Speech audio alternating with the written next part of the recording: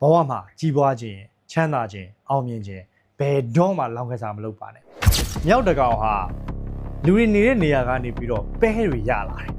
သူ့ရဲ့ဘယ်ဘက်လက်ထဲမှာလည်းအပြည့်ပဲညာဘက်လက်ထဲမှာလည်းအပြည့်ပဲသူ့ရဲ့ဗဇက်ထဲမှာလည်းပဲစီတွေအပြည့်ပဲစီတွေအများကြီးရတဲ့အတွက်ဝမ်းသာလွန်းတဲ့အတွက်ကြောင့်မလို့အဲ့ဒီမြောက်ဟာပြေးလွှာတစ်ပင်ပေါ်ကိုတက်တယ်အဲ့ဒီလိုတက်ရင်းနဲ့ချီကျော်လက်ချော်ပဲတစည်းဟာထွက်ကြသွားတယ်အဲ့ဒီပဲတစည်းကိုမြောက်ဟာတက်မှတ်တယ်ဆွဲလန်းတယ်မတ်မောတယ်အဲ့ဒီလိုမတ်မောတဲ့အတွက်ကြောင့်ပဲအဲ့ဒီပဲစည်းကိုမရမကလိုက်ဖမ်းတယ်အဲ့လိုဖမ်းရင်းနဲ့သူ့လက်ထဲမှာရှိတဲ့ပဲစည်းတွေပြုတ်ကျသွားတယ်ဘက်ဘက်လက်ထဲကပဲစည်းတွေလည်းကုန်သွားတယ်ညာဘက်လက်ထဲကပဲစည်းတွေလည်းကုန်သွားတယ်နောက်ဆုံးပဇောင်ထဲကငုံထားတဲ့ပဲစည်းတွေပါသူ့ရဲ့အောင်မြည်နော်အောင်မြည်တဲ့အတန်ငိုကြွေးတဲ့အတန်ကြောင့်အားလုံးထွက်ကြသွားတယ်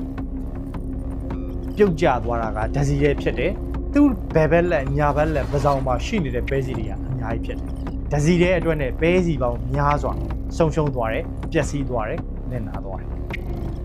အဲ့ဒါဘာနဲ့တူသလဲဆိုတော့ဒီနေ့ခေတ်ဂိမ်းပေါင်း900ကျော်စော့နေတဲ့လူတွေနဲ့တူပါတယ်နှလုံးဒီသုံးလုံးဒီဘောလုံးစသည်အပြင်လောင်းကစားလုပ်နေတဲ့သူတွေနဲ့တူပါတယ်ဘဝမှာကြီးပွားခြင်းချမ်းသာခြင်းအောင်မြင်ခြင်းဘယ်တော့မှလောင်းကစားမလုပ်ပါနဲ့လောင်းကစားလုပ်ခြင်းဟာအောင်မြင်တဲ့ကြီးပွားတဲ့ချမ်းသာတဲ့ဆိုတဲ့အခြေအနေတစ်ခုကိုရောက်အောင်ပံ့ပိုးမပေးနိုင်ပါဘူးအဲ့ဒီလိုမျိုးလက်ညွှန်ချက်မျိုးလဲဘယ်ပုဂ္ဂိုလ်ဘယ်ဂုရုကြီးမှရေးထားတာမျိုးမရှိပါဘူးဒီတော့အဲ့လိုလောင်းကစားမျိုးတွေမလုပ်မိအောင်အထူးပြုပြုပါခွန်ခဲ့တဲ့နှစ်တွေတုန်းကဆိုလို့ရှိရင်လူငယ်တယောက်တကုတ်ကုတ်နဲ့ဖုန်းတစ်လုံးနဲ့အလုပ်ရှုပ်နေပြီဆိုတေးကြတယ်အဲ့ဒါဒီ game ဆော့နေတာအဲ့ဒီ game ဟာ mobile legend လည်းဖြစ်ချင်းဖြစ်မယ်နောက်ပြီးတော့ tower game တွေလည်းဖြစ်ချင်းဖြစ်မယ်အဲ့ဒီ game တွေဆော့လို့မျက်လုံးပုတ်မယ်အချိန်ပုတ်မယ်ဟုတ်လား sorry မျက်လုံးပြတ်မယ်အချိန်ပုတ်မယ်နောက်တစ်ခါကိုယ့်ရဲ့တိုးတက်မှုစုပ်ယုပ်မယ်ဘေးကုန်မယ် data ကုန်မယ်စသည်အပြင်ဒါတော့ပဲရှိတယ်ဒါပေမဲ့အခုကငွေပါကုန်တာငွေကနည်းနည်းလေးကုန်တာမဟုတ်သိန်းကိုယာနဲ့ချီပြီးကုန်တယ်ဆိုတဲ့အခြေအနေတစ်ခုဖြစ်နေတာဖြစ်တယ်အဲ့ဒါမျိုးတွေ့နေရတယ်မြင်နေရတယ်ကြားနေရတယ်ဆိုတဲ့အခြေအနေဖြစ်တယ်လိုချင်လို့ဆော့လိုက်တာပဲဒါပေမဲ့မရတဲ့အပြင်ကိုယ့်စီကမြောက်ပဲစီတွေလွတ်ကြတဲ့ဥပမာလိုမျိုးပဲ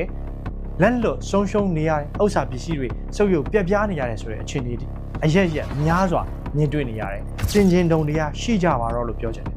စင်ကျင်တုံတရားမရှိတဲ့အတွက်ကြောင့်ခုနကဒစီတဲ့သောပဲစီကိုမန်မောတဲ့အတွက်တွေ့တာတဲ့အတွက်ကိုယ့်လက်ထဲမှာဘဲညာအပြည့်စုပ်ကင်ထားတဲ့ဗဇောင်ထဲမှာပါရှိနေတဲ့ပဲစီတွေဟာလက်လွတ်ရတယ်ဆုံးရှုံးရတယ်ဆိုတဲ့အခြေအနေတစ်ခုဖြစ်တယ်လောင်းကစားလုပ်တဲ့သူတယောက်မိသားစုထဲမှာပါလာပြီဆိုရင်အဲ့ဒီမိသားစုရဲ့အနာဂတ်ဟာမတွေးဝင်စရာပဲဖြစ်တယ်လောင်းကစားလုပ်တဲ့သူတယောက်